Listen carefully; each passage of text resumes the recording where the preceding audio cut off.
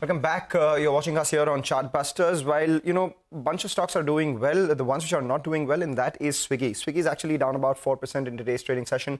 Remember, from yesterday's high, it's been a correction of almost 6.5 odd percent, largely on account of one factor. Remember, on November 12th itself, the stock listed, so making it the 1 month lock-in period, which ends on December 10th. And as a result of which, on December 11th, which is today, almost 6.5 crore shares or 2.9% equity has been opened up and eligible for trade, making a total of 12% equity which is eligible for trade. What happens to the remaining 88%? Well, the next tranche comes on in stream when it comes to out of lock-in on Jan 28th, Jan 30th itself. So we'll keep an eye out on that space. Swiggy is one of those stocks which is under a wee bit of pressure today.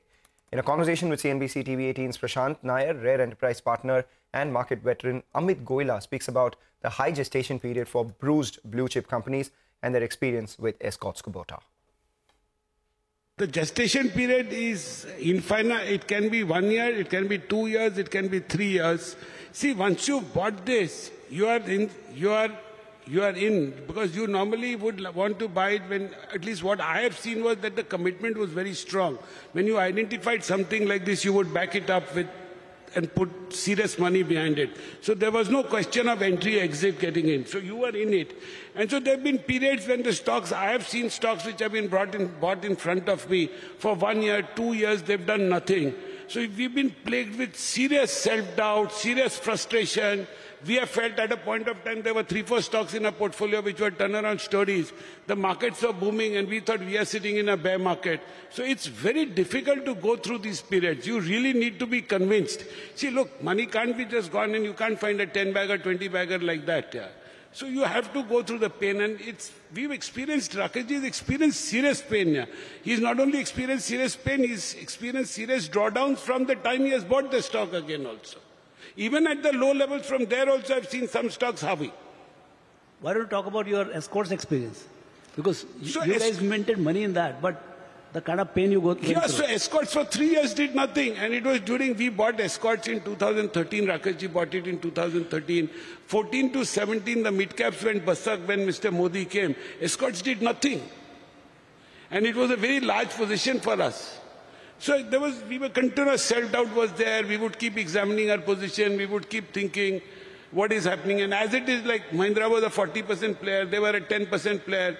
Are they doing it right? Even the external factors were not good. The weather situation was not good. Competition was discounting.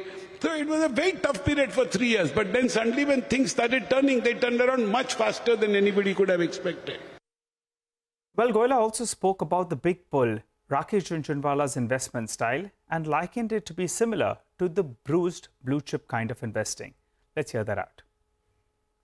So Rakeshji was the practitioner of this kind of investing. I was supporting him, I was helping him doing the work, but the real practitioner was Rakeshji. And I've seen him consistently over a period of time pick stocks like this which were in trouble, or the companies were in trouble, and he's made serious money in them.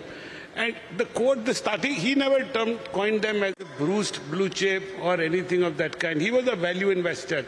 And his starting point was that cannot be a loss of capital. See, he would invest through leverage. And he would service the debt through either dividends or from trading income. But PE was quite critical, and dividend, like sometimes, most of these companies were not even giving a dividend because they were in bad shape. So the PE was very critical. The market cap in terms of the opportunity, that was very critical. Those are the couple of things he would look at. And he had a very open mind. So he didn't, it was not, I will only look at one sector.